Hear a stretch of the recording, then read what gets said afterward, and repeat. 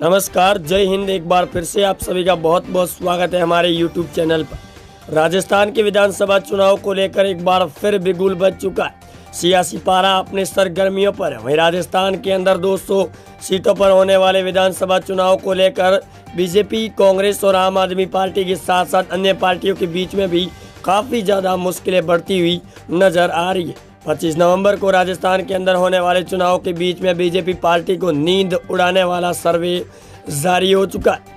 राजस्थान के अंदर अगर देखा जाए तो 5 सालों के अंदर सरकार बदलने का रिवाज रहा है, लेकिन इस बार कांग्रेस पार्टी की सरकार एक बार फिर बनती हुई नजर आ रही है, जो बीजेपी पार्टी के लिए आने वाले लोकसभा चुनाव से पहले बड़ा झटका होगा।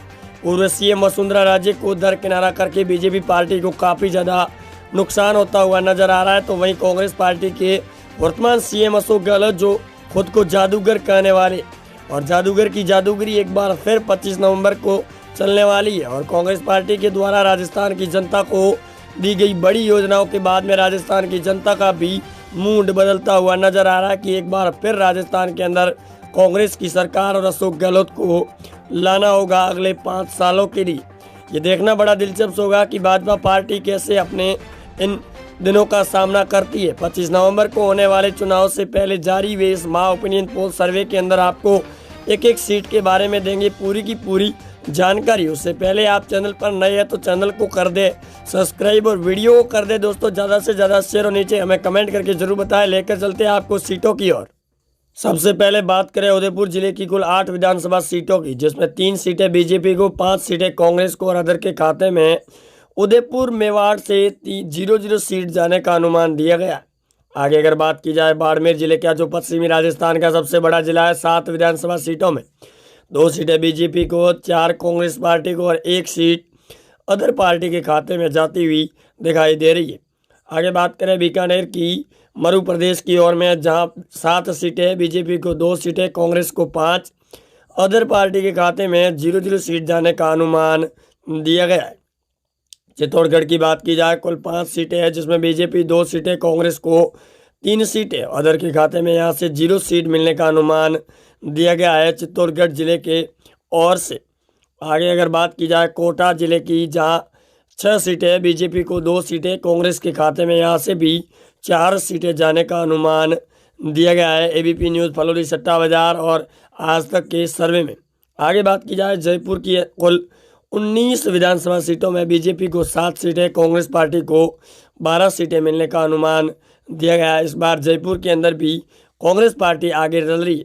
गंगानगर की 6 सीटों में बात की जाए बीजेपी 4 सीटें, कांग्रेस पार्टी को 2 सीटें, अदर के खाते में 0 सीट जाने का अनुमान दिया गया है पार्टी और सर्वे के मुताबिक। आगे अगर बात की जाए भरतपुर की जाट बहुमूल्य क्षेत्र की ओर से 7 सीटें हैं, जिसमें बीजेपी को 3 सीटें, कांग्रेस पार्टी को 4 सीटें, अदर के खाते में यहाँ से भी 0 सीट जारी है। अलवर की बात की जाए, जिसमें बीजेपी को 3 सीटें, कांग्रेस पार्टी को 8 सीटें, अदर को यहाँ से 0-0 सीट मिलने का अनुमान दिया गया है अलवर की कुल 11 विधानसभा सीटों में। आगे बात की जाए सीकर जिले की कुल 8 सीटों पर शेखावाटी क्षेत्र के अंदर कांग्रेस पार्टी आगे बढ़त बनाती हुई नजर आ रही है। कांग्रेस को 5 सीटें, बीजेपी को 3 सीटें जाती हुई नजर आ रही है। आगे बात की जाए झुंझुनू जिले की कुल 7 विधानसभा सीटों में बीजेपी 2 सीटें, कांग्रेस को 4, अदर के खाते में यहाँ से 1 सीट जाने का अनुमान दिया गया है।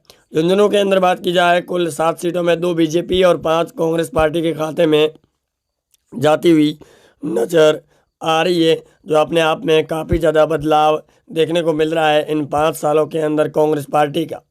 राजसमंद जिले की कुल 4 सीटें, बीजेपी 2 सीटें, कांग्रेस पार्टी को भी 2 सीटें जाने का अनुमान दिया गया है। इस बार कांग्रेस पार्टी को राजसमंद से भी 2 सीटें, बीजेपी को 2, अदर को 0।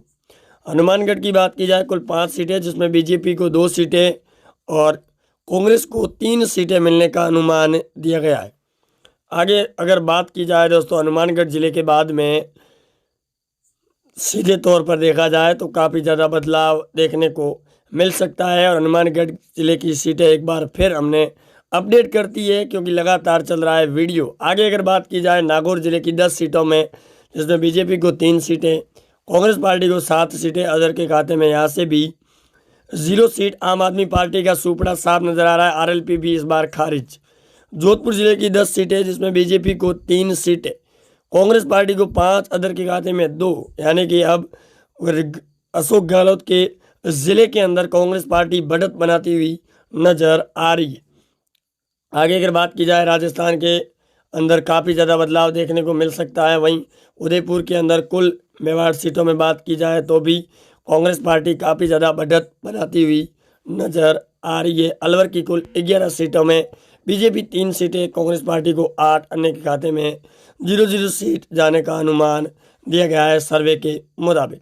आगे अगर बात की जाए, राजस्थान के विधानसभा चुनाव की 200 सीटों में से कांग्रेस पार्टी को 112 से 120 सीटें मिलने का अनुमान दिया गया है, तो वहीं बीजेपी पार्टी को करीबन 70 से 80 सीटें मिलने का अनुमान जाता हुआ नजर आ रहा है। राजस्थान के विधानसभा चुनाव के अंदर आप जुड़े रहेंगे हमारे साथ, चैनल को कर दे सब्सक्राइब। मिलती है दोस्तों अगली वीडियो।